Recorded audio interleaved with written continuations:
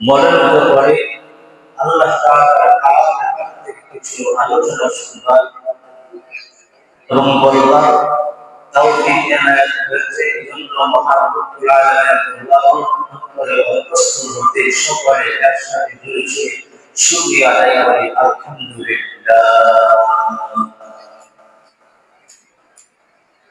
আমরা এমন একভাবে উন্নত হয়েছি যে নবী দুনিয়াতে আগমনের পূর্বে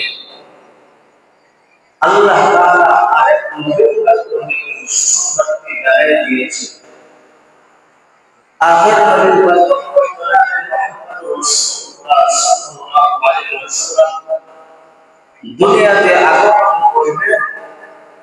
দুনিয়াতে নবী আসার আগে মুসা আলাইহিস সালামের কিতাব তাওরাত, ঈসা নবী আলাইহিস সালামের কিতাব তাওরাত, ইনজিল, ওই সমস্ত আসমানি কিতাবে নবীর বর্ণনা সম্পর্কে, নবী কেমন হবে, কোন জায়গায় আসবে, নবী কোন বংশে আসবে, নবীর আকার কেমন থাকবে, এই কথাগুলো আগের আসমানি কিতাবে উল্লেখিত হয়েছে। এবং আল্লাহ তাআলা বলেন, আর কোন নবীর আগমনে, কোন নবীর আকাঙ্ক্ষা দুনিয়াতে আসার আগে আল্লাহ আদম নবী আলাইহিস সালাম থেকে প্রায় 2,40,000 পয়গাম মোতায়েন করে দুনিয়াতে এসেছেন, কিন্তু কোন নবীর আগমনে দুনিয়াতে আকাঙ্ক্ষা দেওয়া হয়নি। একমাত্র আখির নবী পয়গম্বর মুহাম্মদের নামকারী নবী জনাবে মুহাম্মদুর রাসূলুল্লাহ সাল্লাল্লাহু আলাইহি ওয়াসাল্লাম দুনিয়াতে আসা পূর্বে আরেক নবী যে নবী হযরত ঈসা আলাইহিস সালাম আমরা সকলেই জানি মরিয়ম হচ্ছে পুরুষরায় ঈসা নবী আলাইহিস সালাম জন্ম নিয়েছেন। ঈসা নবী আলাইহিস সালাম দুনিয়াতে আগে কিতাব আখির নবী পয়গম্বর সুসংবাদ দেওয়া হয়েছে। ওই কথাটাই আল্লাহ তাআলা বলেন, وَإِذْ قَالَ عِيسَى ابْنُ مَرْيَمَ يَا بَنِي إِسْرَائِيلَ إِنِّي مُصَدِّقًا لِمَا بَيْنَ يَدَيَّ مِنَ التَّوْرَاةِ وَمُبَشِّرًا بِرَسُولٍ يَأْتِي مِن بَعْدِي اسْمُهُ أَحْمَدُ। ঈসা আলাইহিস সালাম বলেন, দুনিয়াতে আমার আসার আরেক কারণ হলো আখিরের পয়গম্বর উম্মতের কান্ডারি সাইয়্যিদুল মুরসালিন রাহমাতুল লিল আলামিন আগাম একটা পোষানো দুনিয়াতে আসে। সুবহানাল্লাহ। এজন্য এবার আমরা এমন উম্মত হই, আমরা এমন নবীর উম্মত হয়েছি যে অন্য কোন নবীর দ্বারা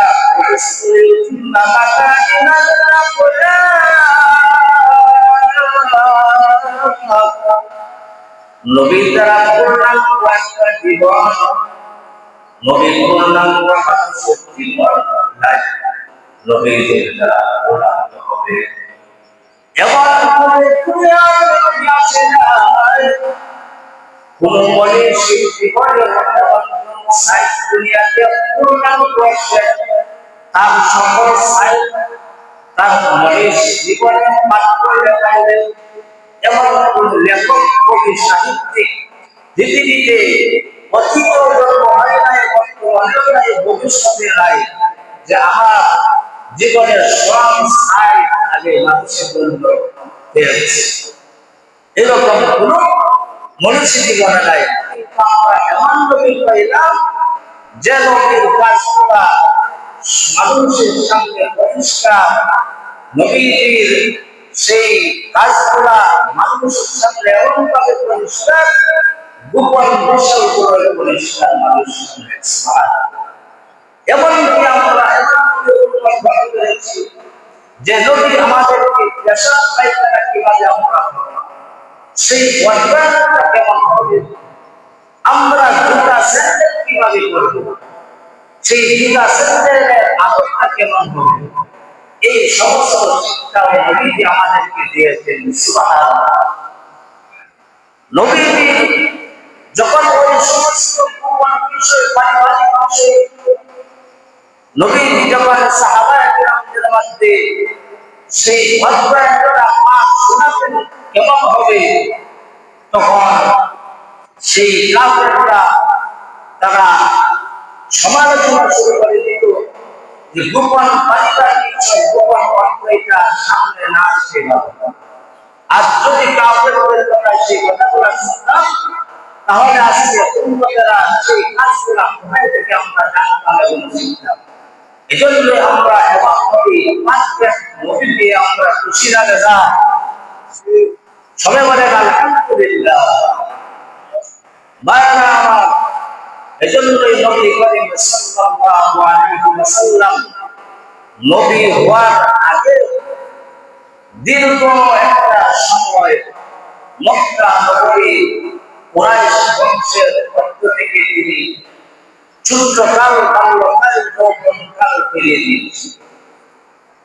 তখন থেকে আল্লাহ তাআলার তত্ত্বাবধানে নবীকে দুনিয়ার সমস্ত ভুল থেকে, গুনাহ থেকে আল্লাহ তাআলা হেফাজত করে গেছেন। সুবহানাল্লাহ।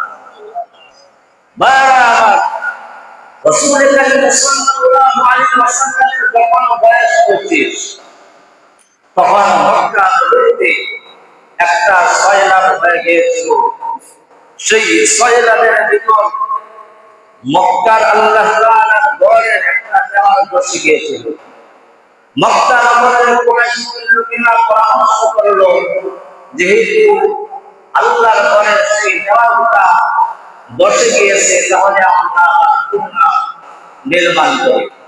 তারা সেই মজলিসে একত্রিত হয়ে তারা সেইটা পাশ করলো যে পাহাড় থেকে বড় বড় পাথর ফেলে সেই দেওয়ালটাকে আমরা নতুন করে আবার নির্মাণ। যখন তারা সেই মনস্থ করল, সকল লোকেরা একমাত্র এলো যে যেহেতু আমরা নিজেদের কাপড় করে গুনাহ করি, দুনিয়াতে বিভিন্ন রকমের সেই কাপড় দ্বারা গুনাহ হয়, এজন্যই আমরা উলঙ্গ অবস্থায় সেই পাথর গুলায় আল্লাহ তাআলা বলতে গেলেন, জুড়ে বলেন নাউজুবিল্লাহ।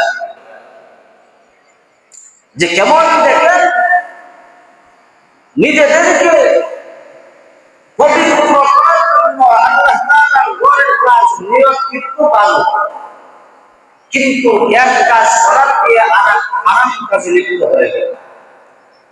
এজন্যই যখন অবস্থায় পাগল এনে আল্লাহ তাআলা ঘরের দেওয়ালের কাজে কাজ শুরু করে দিল, আল্লাহ রাসূল সাল্লাল্লাহু আলাইহি ওয়াসাল্লামকে প্রশ্ন করলো, হে মুহাম্মদ, তুমিও আসো আমাদের সাথে বরকত নাও, আল্লাহ তাআলার ঘরের পূর্ণমান কাজ নেকির কাজ, তুমিও শরীক হয়ে যাও। আল্লাহ রাসূল সাল্লাল্লাহু আলাইহি ওয়াসাল্লামকে বড় কিরাতির গোলামে আল্লাহ রাসূল করলেন কি করব, কিন্তু আল্লাহ তাআলা আমাদের নবীকে আল্লাহ তাআলা হেফাজত করবেন। সঙ্গে সঙ্গে আল্লাহ রাসূল সাল্লাল্লাহু আলাইহি ওয়াসাল্লাম বেহুশ হয়ে গেলেন। জোরে বলেন সুবহানাল্লাহ। বেহুশ অবস্থায় আল্লাহ তাআলার ঘরের কাজ সম্পূর্ণ হয়েছে। সম্পূর্ণ হওয়ার পর নবীজি হুশ হয়েছেন। আল্লাহ তাআলা প্রত্যেকটা নবীকে আল্লাহ তাআলা হেফাজত রেখেছেন, গুনাহ থেকে বাঁচিয়ে রেখেছেন। আল্লাহ তাআলা নবী পয়গম্বর নবুয়ত পাওয়ার পর তিনি উলঙ্গ করার, বেহায়া করার বিরুদ্ধে তিনি দাওয়াত দিয়েছেন, মানুষদেরকে বুঝিয়েছেন। যদি সেই গুনাহ কাজে লিপ্ত হতো তাহলে বলতো আমরা সাথে তুমিও করেছি। এজন্য আল্লাহ তাআলা স্বয়ং প্রত্যেক নবীকে গুনাহ থেকে হেফাজত করেছেন। নবীজি নবী হওয়ার আগেও নিষ্পাপ, নবী হওয়ার পরেও নিষ্পাপ। সুবহানাল্লাহ। এজন্য আমরা এমন পারফেক্ট নবী পেয়েছি যে নবীর দাওয়াত দীর্ঘ অতিবাহিত একটা জীবন করে মক্কার পরিস্থিতি করে কাটানোর পর যখন রাসূল কারীম সাল্লাল্লাহু আলাইহি ওয়াসাল্লাম ব্যবসা করেছেন, আবু তালিবের সঙ্গে ব্যবসায় লাভবান হয়েছেন, রাসূল কারীম সাল্লাল্লাহু আলাইহি ওয়াসাল্লাম তিনি বিবাহ করেছেন। বিবাহের জীবনটা অনেকটা কেমন ছিল, হযরতে খাদিজা কুবরা রাদিয়াল্লাহু তাআলা আনহার সঙ্গে এইটাও মুসলমানদের সামনে, মুমিনদের সামনে, উম্মতের সামনে রাসূল কিভাবে নবী হওয়ার আগে জীবনকে অতিবাহিত করেছেন সকল কিছু মানুষের মক্কার উপরে কুরাইশদের সামনে দীর্ঘ একটা জীবন 25 বছর জীবন থেকে বিবাহ সম্পন্ন করে 40 বছর পর্যন্ত 15 বছর পর্যন্ত নবী করিম সাল্লাল্লাহু আলাইহি ওয়াসাল্লাম সেই সাফা হারের উপর আল্লাহ তাআলা মহব্বতে আশিকে দেওয়ালা তিনি সেখানে মশগুল ছিলেন। বলেন সুবহানাল্লাহ। তারপরে রাসূল করিম সাল্লাল্লাহু আলাইহি ওয়াসাল্লাম যখন নবুয়ত প্রাপ্ত হলেন, আল্লাহ তাআলা কোরআন নাযিল করে দিলেন। জিবরিল আলাইহিস সালাতু ওয়াস সালাম এসে বললেন, নবীজি পরবর্তী করা। তিনি বললেন, আনা বিআলী, আমি তো জানি না, করতে জানি না। বারবার এইভাবে তিনবার পাওয়া রাসূল করিম সাল্লাল্লাহু আলাইহি ওয়াসাল্লামকে বললেন, ও আল্লাহর রাসূল বলেন, ইকরা বিসমি রাব্বিকাল্লাযী খালাক, খালাকাল ইনসানা মিন আলাক, ইকরা রাব্বুকাল আকরাম। এইভাবে 5টা আয়াত যখন পড়লেন তখন আল্লাহর নামে শুরু করে দিলেন আর পড়া হয়ে গেল। জোরে বলেন সুবহানাল্লাহ। এজন্য নবী করিম সাল্লাল্লাহু আলাইহি ওয়াসাল্লামের বাল্যকাল, যৌবনকাল প্রায় 40 বছর পর্যন্ত মক্কার কুরাইশদের সঙ্গে বসবাস করেছেন, যার কারণে নবীজিকে তাহারা মক্কার নবীর লোকেরা আল্লাহ বলে উপাধি দিয়েছিল। যেই মাত্র নবী করিম সাল্লাল্লাহু আলাইহি ওয়াসাল্লাম 40 বছরের আগ পর্যন্ত মক্কা নগরীর কাছে, শহরের কাছে আল্লাহর করে বিশ্বাসী হয়ে রাখতো, আমানত করে রাখতো, নবীজিকে খুব মহব্বত করতো। যেমনি নবী করিম সাল্লাল্লাহু আলাইহি ওয়াসাল্লাম নবুয়ত হয়ে গেলেন, যখন নবী করিম সাল্লাল্লাহু আলাইহি ওয়াসাল্লাম নবুয়ত হওয়ার পর আল্লাহ তাআলা বলেন, ইয়া আইয়ুহাল মুদাসসির কুম ফাআনজির وربك فكبر وثيابك فطهر والرجز فاهجر। আল্লাহ তাআলা বলেন, ছাদর আবৃত, তুমি ঘুম থেকে উঠে যাও এবং তুমি যে আমল করে না এবং তোমার মুসলমানদেরকে কাবাতের কাজ শুরু করে দাও। বলে বলেন সুবহানাল্লাহ।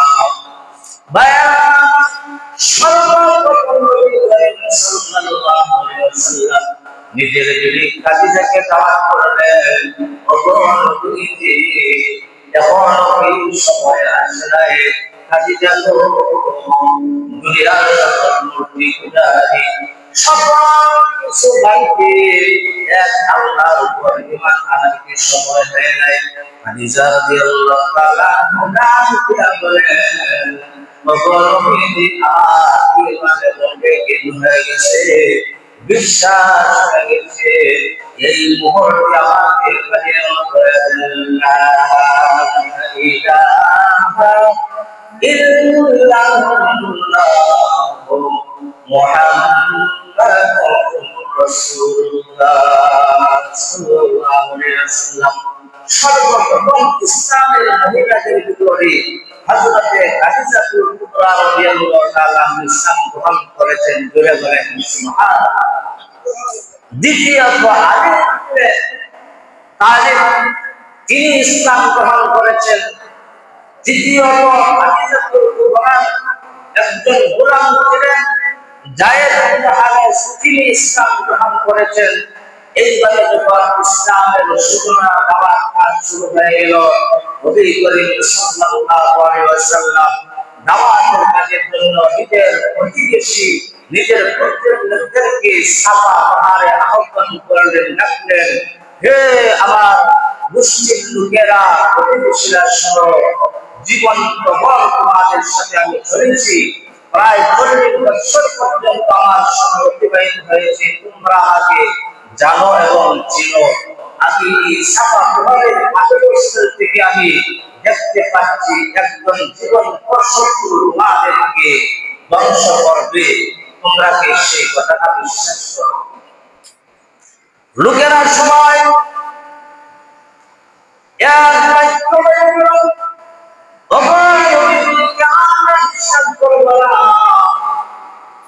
জীবনের নিশ্চয় আপনার কথা বিশ্বাস করব।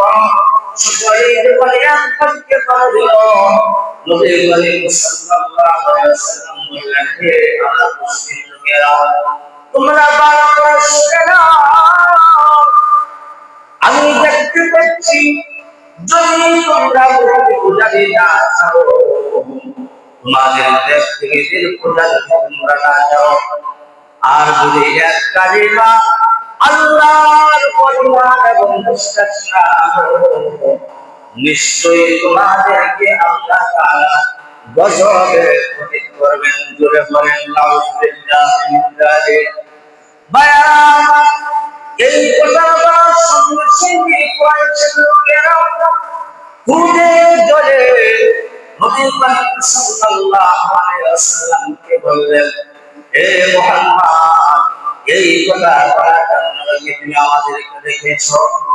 তখন করতে করতে ওখান থেকে চলে গেল। বললেন, হে মুহাম্মদ, তুমি কি আমাদের পূর্বপুরুষদেরকে গালিগালাজ করার জন্য আর তোমার এই নতুন ধর্মের সংশোধন করার জন্য আমাদেরকে দেখেছ?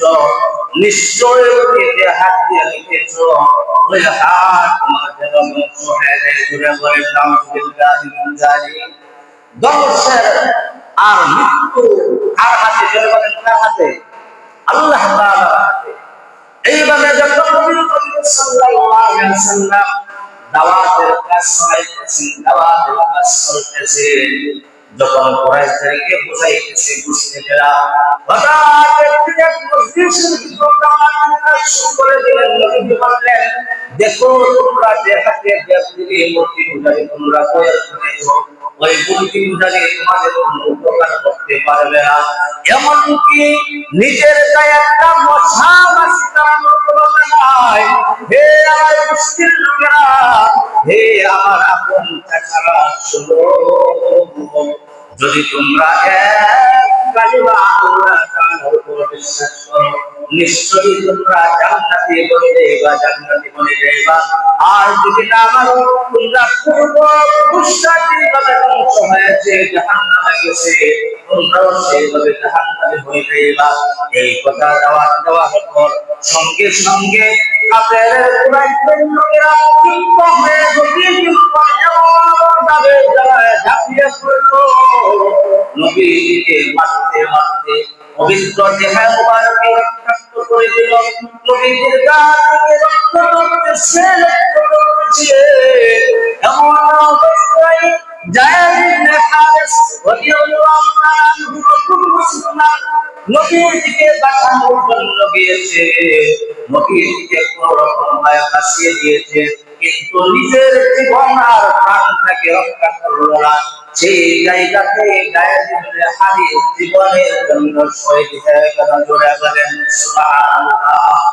ভাইরা, এই জন্য ইসলামের প্রথম শহীদ হলো যায়েদ ইবনে হারেস রাদিয়াল্লাহু তাআলা আনহু। কিন্তু নবীজির দাওয়াত চলছে, দাওয়াত বন্ধ নয়। এই দিনের দাওয়াত কার পক্ষ থেকে? এই দাওয়াত কার পক্ষ থেকে? জোরে বলেন, এই দাওয়াত কার পক্ষ থেকে? জোরে বলেন না কার পক্ষ থেকে? এই দাওয়াত করা স্বয়ং আল্লাহ তাআলার তত্ত্বাবধানে এই দাওয়াতের কাজ চলছে। এজন্যই নবীজি ক্লান্ত হন নাই, বিরক্ত হয় নাই। নবীজি অন্যায়, অত্যাচার, অবিচার, নির্যাতন, জুলুম সহ্য করে মনে করতেছে আস্তে আস্তে তারা বুঝবে, যখন বুঝবে তখন কালেমার উপর ঈমান নিয়ে আসবে। জোরে বলেন সুবহানাল্লাহ। ভাই বলে দাওয়াত করতে করতে 40 জন পর্যন্ত মানুষ ঈমান আনলো, মুসলমান হয়ে গেল। ঘন্টায় আস্তে আস্তে বড় হতে লাগলো। জোরে বলেন সুবহানাল্লাহ।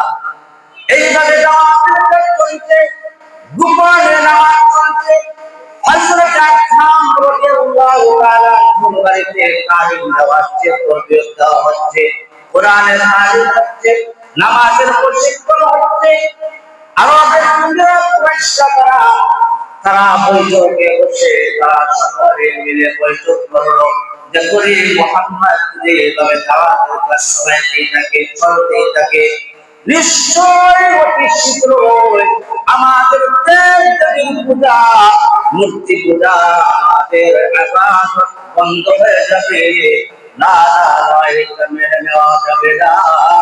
যেইভাবে মুহাম্মদকে এবং তার ধর্মের ইসলাম ধর্মের অনুসারীদেরকে যেইভাবে ঠেকাতে হবে, তারা বৈঠক করে সিদ্ধান্ত নিল আবু জেহেল, আবু লাহাব, উতবা, শাইবা, তারা বৈঠক করে সিদ্ধান্ত নিল আগে তোমরা বুঝিয়ে দাও মুহাম্মদ সাল্লাল্লাহু আলাইহি ওয়াসাল্লামকে।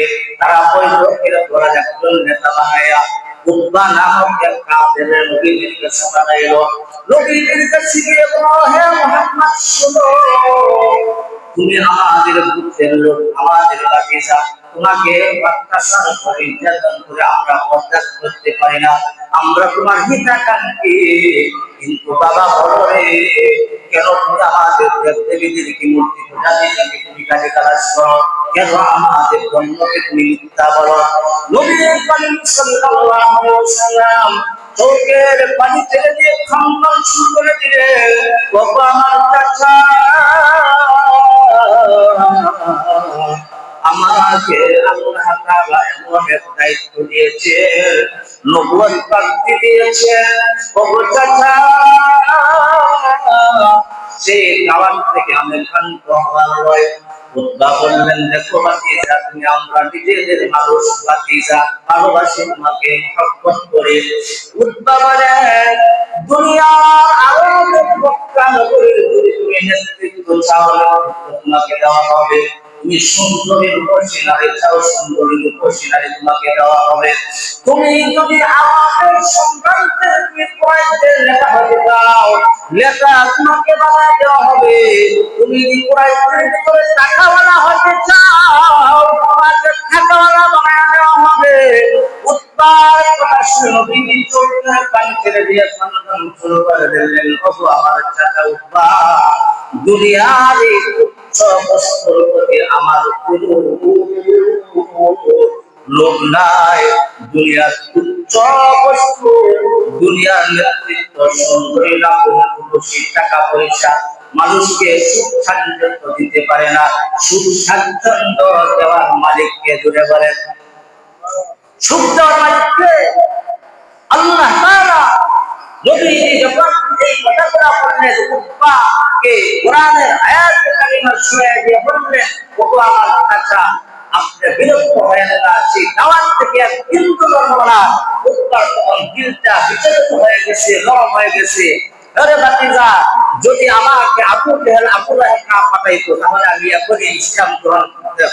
কিন্তু তারা পাঠানোর কারণে আমাকে বুঝতে দাও, সময় দাও। উতবা চলে গেলেন। আবু জেহেল, আবু লাহাবের কাছে যখন গেলেন, তখন দেখলেন মন্দা বারবার, কিরে মুরব্বী উতবা, তোমাকে পাঠাইলাম মুহাম্মদকে ঠিক করার জন্য, তুমি তো গিয়ে দেখা যা মুহাম্মদের জাদুর ভিতর পড়ে গেছে। বলেন সুবহানাল্লাহ। ভাইরা আমার, এইভাবে যখন দাওয়াতের কাজ চলতে লাগলো, দাওয়াতের কাজ বন্ধ হয়ে যায়, তখন আবু সুফিয়ান, আবু লাহাব তারা সত্য সিদ্ধান্ত নিল, এবার নবীকে দুনিয়াতে আর বাঁচায় রাখা যাবে না, বাঁচায় রাখা যাবে না। বাঁচায় রাখলে আমরা দেব-দেবীর পূজা বন্ধ হয়ে যাবে। এবার তারা সিদ্ধান্ত নিলেন, আবু সুফিয়ান বৈঠকের ভিতর ঘোষণা করে দিলেন, হে আমি মক্কা নগরে আবু সুফিয়ান, আমার নেতৃত্বে আমার সম্পদ থেকে যদি মুহাম্মাদের মাথা মুবারক কতল করতে পারো, কেটে আনতে পারো, তাহলে আমি 100 উট পুরস্কার দিব। জুড়ে বলেন নাউযুবিল্লাহ। আল্লাহর নবীর মাথা মুবারক কেটে আনা সব সাহস মক্কা নগরীতে কখনো ছিল না। এনারা তিনি ছিলেন হযরত আব্বাস রাদিয়াল্লাহু তাআলা আনহু বাতিজা, আমিরে হামজার বাতিজা। সব সাহসটাই কিন্তু ওমর দাঁড়ায় গেল, বৈঠকে ঘোষণা দিয়ে দিল, আমি ওমর একাই যথেষ্ট মুহাম্মাদের পাল্লা দিয়ে। জুড়ে বলেন নাউযুবিল্লাহ। সঙ্গে সঙ্গে বৈঠকটি খোলা পরবারে নিয়ে রওনা হয়ে গেল। পথিক মধ্যে একজন আল্লাহর নবীর নতুন সাহাবী ইবনে আব্বাস রাদিয়াল্লাহু তাআলা আনহু সঙ্গে জিজ্ঞাসা করলেন, ও ওমর, তুমি দেখা যাচ্ছে মাথা গরম, খোলা পরবারে কোথায় যাচ্ছ? হযরত ইবনে আব্বাস রাদিয়াল্লাহু তাআলা জিজ্ঞাসা করে আমার দ্বারা গেল, আর বলিও না, মুহাম্মাদের মাথা আমি কোথায় গেলবো, কতল করে ফেলবো। বলল, জানো কি সেইখানে মুহাম্মাদের পাহারাদার কে আছে? ওমর বললেন, কে? বলল, শহীদে সুহাদা হযরত হামজা রাদিয়াল্লাহু তাআলা পাহারাদার আছে। বলল, তাকে কতল করে ফেলবো। তাহলে আলো শুনো, কতল করার আগে নিজের পর সামলাও, নিজের পরের কথা বলল। তোমার বোন এবং তোমার বোন জামাই কালিমা পড়ে মুসলমান হয়ে গেছে। যখন আমার রাদিয়াল্লাহু তাআলা এই কথা শোনার পর কান্দিত হয়ে পথ পরিবর্তন করে তার বোনের বাড়ির দিকে চলল, গিয়া দেখে তখন আল্লাহ নবীর সাহাবী সাঈদ এবং তাকওয়া স্বামী স্ত্রী দুজনে কোরআন পড়তেছে, আল্লাহ তাআলা কালাম পড়তেছে। মা আনজালনা আলাইকাল কুরআন লিতাশকা। এইভাবে যখন কালাম পড়তেছে, ওমর দিক থেকে শুনে দরজায় লক করলো, তারা কালাম বন্ধ করে দিল। বন্ধ করে দিয়ে বলল, ওমর, তোমরা কি পড়েছ? বলেছ না কিছু বলি নাই। না না, আমি শুনেছি, আমার নিজ কানে শুনেছি। তারা ভয়ে কম্পিত হয়ে বলল, আমরা কালাম করেছি, আমরা ইসলাম গ্রহণ করেছি। বলল, কেন গ্রহণ করলাম? গর্বের সাথ নিয়ে দাও। এইবারে আমার রাদিয়াল্লাহু তাআলা আনহু এমন পিটানি দিল, আমার মারাত্মক মারতে যখন করে দিল, মারকে সাঈদ কান্দে, ফাতিমাও কান্দে, স্বামী স্ত্রী দুজনেই কান্দে। কান্দার পর ওমরের দিলটা একটু নরম হয়ে গেল। বলল, কেন কান্দো? ওমর বলল, না না না, তোমাদের কান্না শুনতে আমি বরদাস্ত করতে পারি না। আমি উমরকে কালাম করাও, কালিমা করাও, এই মুহূর্তে আমি মুসলমান হয়ে যেতে চাই। সঙ্গে সঙ্গে কালিমা পড়ল। সাঈদ এবং ফাতিমা রাদিয়াল্লাহু তাআলা বললেন, আমাদের সামনে করে আরেকটা সুযোগ সামনে হয়েছে, নবীজির সামনে গিয়া কালিমা পড়া, জীবনের জন্য ইসলাম গ্রহণ করে নাও। জোরে বলেন সুবহানাল্লাহ। সেইখানে গিয়ে সাহাবায়ে কেরাম করে কাঁদতেছে, আর রাদিয়াল্লাহু তাআলা আনহু বলে থেকে আওয়াজ আসলো, কে? ওমর বলল, আমি ওমর। নাম শুনে তারা পর করে কাজ শুরু হয়ে গেল। নবীজি বললেন, না, ওমরকে আসতে দাও, কোন উদ্দেশ্য এসেছে আগে দেখি। আল্লাহ রাসূল সাল্লাল্লাহু আলাইহি ওয়াসাল্লাম দরজা খুলে দেখেন ওমর কাতর হয়ে, বিনয়ী হয়ে তরবারি নবীজির পায়ের নিচে থেকে দিয়ে বললেন, নবীজি, আর আমি দেরি করতে চাই না, এই মুহূর্তে আমাকে কালিমা পড়ে দেন, আশহাদু আল্লা ইলাহা ইল্লাল্লাহু ওয়া আশহাদু আন্না মুহাম্মাদান আবদুহু ওয়া রাসূলুহু। সুবহানাল্লাহ। বারাবার বেশ কিছুদিন যাওয়ার পর 40-এর মতো ইসলাম গ্রহণ করার পর মক্কা নগরীতে ওমর বলল, আমি এখন ইসলাম গ্রহণ করেছি, গোপনে নামাজ চলবে না, গোপনে দাওয়াত চলবে না, এখন আল্লাহর পথ থেকে সরাসরি দাওয়াতের কাজ শুরু করে দেন। আল্লাহ রাসূল, ওগো আপনি আল্লাহ রাসূল অনুমতি দেন, আমি ওমর আজ থেকে মক্কা নগরীতে ঘোষণা করে দেই, যদি আপনার কর্ম সত্য হয় তাহলে আমি ঘোষণা করে দিলাম, এক আল্লাহ ছাড়া আর কোনো ইলাহ নাই, আর কোনো দেবদেবী মূর্তি পূজারীর ইবাদত চলবে না। আজকে থেকে এক আল্লাহর ইবাদত চলবে। জোরে বলেন সুবহানাল্লাহ। ভাইরা আমার, আমরা সেই ধর্ম পেয়েছি সহজে না কঠিন হয়েছে? যুদ্ধ করা লাগছে, শহীদ হওয়া লাগছে, মার গর্ভ থেকে আমরা ধর্ম পেয়ে গেছি, এজন্য আমরা ধর্ম। যেমন নবীর উম্মত হয়েছি, এজন্য আমরা ধর্ম। এখন আমাদের নবীর সিরাতের জিন্দেগি আমরা আমল করার দরকার। ঈদে মিলাদুন নবী আলোচনার দরকার, আর সিরাতুন নবীর কি আমল করার দরকার। আল্লাহ তাআলা আমাদেরকে আমল করার তৌফিক দান করেন। সকলে বলেন আমিন। ওয়া আলহামদুলিল্লাহি রাব্বিল আলামিন।